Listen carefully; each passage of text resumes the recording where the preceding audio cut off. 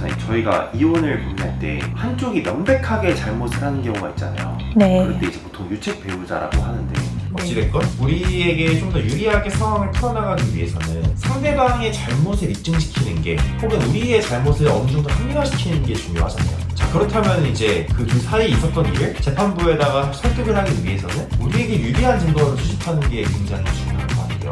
그러면 이제 우리 의뢰인들이 좀 실수로 빠뜨리기 쉬운 변호사님이랑도 좀 면밀하게 소통을 해야 되는데, 소통 간에 누락하기 쉬운 증거, 혹은 의뢰인이 실제로 놓치기 쉬운 증거가 뭐가 있는지 오늘 영상으로 네. 한번 알아보도록 할게요. 첫 번째는 카카오톡 대화는 의미가 있나요? 카카오톡 대화 굉장히 중요합니다. 일단 부부간의 일이 제일 어려운 거는 살면서 제3자의 관계처럼 다 증거를 모으고 서류화하고 대화를 남겨놓으시는 일이 없기 때문에 굉장히 억울하고 상대의 유책이 명확하지만 그걸 증거를 다 못 남겨놓으시고 다 구두로 대화를 하셨기 때문에 증거가 하나도 없는 경우가 많이 있습니다.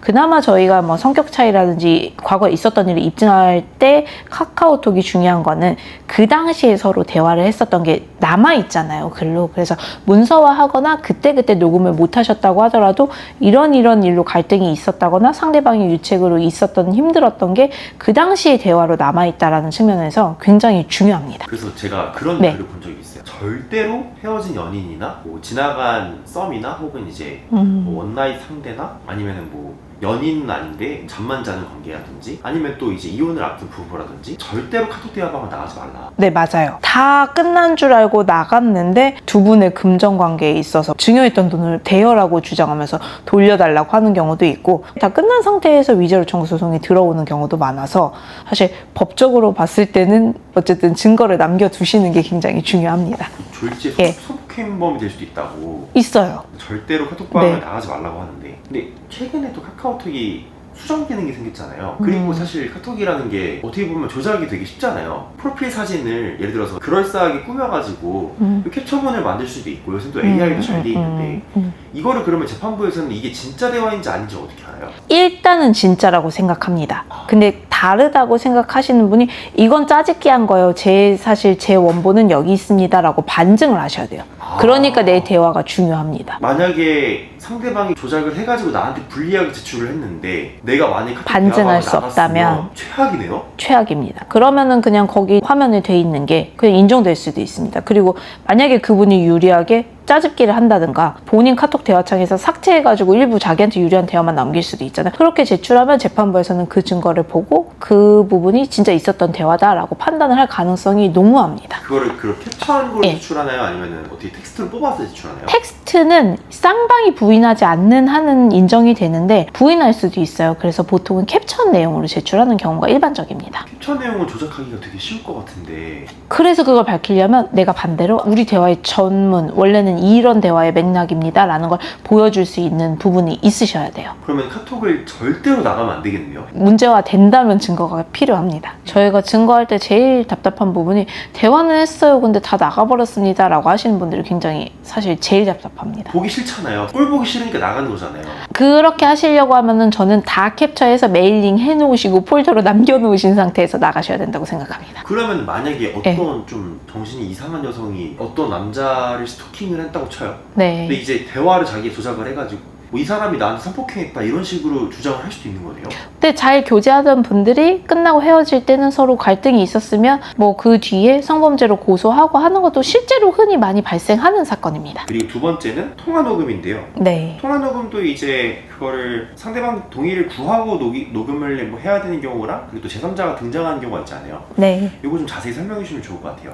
통화 녹음은 기본적으로 통신비밀보호법 저촉되는지 여부를 생각해 보시면 되는데요. 상대에게 내가 녹음한다고 동의나 고지를 안 하고 하더라도 내가 대화 당사자라면 그 통화는 불법은 아닙니다. 예를 들어서 A, B가 대화하는데 A가 녹음한다든가 A, B, C가 대화하는데 A가 녹음하는 거는 가능한, 나의 방어를 위해서 가능한 녹음이고요. 다만 B, C가 대화하는데 A가 몰래 뭐 녹음기를 몰래 넣어 놓는다든가 내가 없는 사이에서 불법 청취한다고 하면은 그거는 통신비밀보호법 위반되는 증거입니다. 그래서 실제로 그런 증거들을 잡기 위해서 몰래 녹음기를 넣어 넣어놓는다든가 그런 경우에는 실제 형사 고소 사건이 따라가는 경우가 많이 있고 그럼 증거의 효력이 부인될 수 있는 소지가 있습니다. 그 다음에 또 이제 카드 사용 내역이나 계좌 거래 내역은 그 상대방의 위치의 단서가 될 수도 있을 것 같고, 아니면 상대방이랑 특정 누군가의 관계에 대한 단서가 될 수도 있을 것 같고, 약간 뭐 내연녀한테 돈을 보냈을 수도 있고요. 네. 숙박업소 출입 기록이 될 그쵸. 수도 있겠네요. 저 궁금했던 게 퇴폐업소나 그런 이제 약간 유흥주점 출입도 유책이 사용될 수 있나요? 제 생각에는 결제 내역만을 보고 그 부분이 외도라고까지는 쉽지는 않을 것 같아요. 왜냐면 유흥주점에 간다고 하더라도 어떤 분이 사업성 목적을 가지고 가서 어쩔 수 없이 결제를 하게 되는 경우도 있고, 업무와 또 이분이 거기서 성매매를 했는지 아닌지는 결제 내역만으로는 알 수는 없는 거거든요. 근데 저희가 보통 그런 거를 외도로 주장하기 위해서 같이 입증이 되어야 되는 거는 퇴폐업소라는 걸 이렇게 나와 있지는 않잖아요, 결제 내역에. 그래서 어떤 그런 특이한 결제 내역이 있을 때 여기에 있어서 같이 가신 분들끼리 대화 내역에서 그런 거를 추정할 수 있다든가, 아니면 본인한테 추궁했을 때 본인이 인정하고 자백하시는 게 있다든가, 아니면 그게 아니라고 하면은 외도까지는 아니더라도 원래 일방 당사자 배우자가 계속 싫다라고 표명을 하셨는데 지속적으로 출입했다는 증거가 있다던가 보강되는 증거가 좀 필요합니다. 그런 이제 좀 불량업소? 네. 거기에 뭐 대놓고 뭐 상호명 써있지 않고 그쵸, 뭐 맞습니다. 그런 말 들었어요. 김밥 천국 갔는데 뭐 200만 원 결제돼 있다. 아, 네. 그럴 수도 있죠. 그리고 실제 뭐 성매매 같은 경우에는 개인 간의 이체 내역으로 남아있는 경우도 굉장히 많습니다. 예. 땡땡땡 이름 써있고 13만 원. 오. 네, 예를 들어서 이렇게 했는데 그게 반복적이다라고 하든지 그런 식의 결제 내역으로 남아있는 경우도 많이 있습니다. 그런 예. 퇴폐업소나 성매매업소는 네. 저도 이제 가끔 듣는 게 장부를 한 번에 탁 털린 경우도 있더라고요. 그렇죠. 그것도 유책 사유가 될 수 있나요? 만약에 그렇게 특정 사건에서 입증돼서 우리 남편이 예를 들어서 성매매한 걸로 형사처벌을 받았다던가 그런 사건에서 인정이 되면 그건 중요한 증거가 되죠. 네, 입증이 굉장히 간단해지는 방법입니다. 그거랑 이거 이 다음은 차량 이제 내비게이션 주소나 하이패스나 구글 타임라인 위치 기록, 요것도 상대방의 위치가 예를 들어서 뭐 나한테는 그냥 뭐 출근을 했다고 했는데 뭐 이제 약간 한적한 어디 교회에 어디 한적한 그런데 다녀오셔가지고 꼬리가 밟히는 경우도 많이 있다고 들었어요. 그렇죠. 그런 경우에는 사실 이제 거짓말한 거는 맞거든요. 근데 단발적으로 그 거짓말한 게 또 바로 부정행위로 이어지지는 않아요. 근데 예를 들어서 구글 타임라인이라든지 내비에 뭐 어떤 호텔에 A라는 호텔이 찍혀 있다 라고 하는 경우에는 저희가 그 A라는 호텔의 그 시간대의 증거보전 신청을 통해서 CCTV 출입 기록을 확보해서 어떤 이성분과 같이 갔다라는 것까지 연결시켜야 그걸로 인한 부정행위를 완전하게 입증을 하는 거고요. 제가 좀 기억나는 사건이 저희 의뢰인이 그 결제 내역 같은 거 내비게이션을 보고 이제 추정을 하셨는데 거기가 굉장히 호텔이나 모텔이 많이 있는 곳이었어요. 근데 거기 중에서 한 곳을 딱 느낌상 찍으셔서 저희가 증거보전을 했는데 딱 맞춰가지고 CCTV를 확인했던 케이스도 있습니다. 그리고 또 택시랑 배달에, 왜냐면 또 이제 그런 숙박업소에 이제 들어가신 분들은 잘 안 나오니까 내비랑 비슷한 개념일 것 같아요. 네, 같은 거라고 보시면 되고요. 숙박업소도 있겠지만 보통 배달앱에서 많이 걸리는 거는 상간녀나 상간남의 주거지에 지속적으로 가서 거기서 뭐 계속 2인분의 음식을 뭐 야심한 시간에 시켜 드신다든가 이런 경우들, 또 쿠팡으로 뭔가 선물을 보냈는데 그런 주소들이 나온다든가 이런 것도 지속적으로 어떤 추정할 수 있는 내용이면은 같이 보완해서 1년의 증거로 사용될 수 있습니다. 그리고 다음은 CCTV 영상인데요.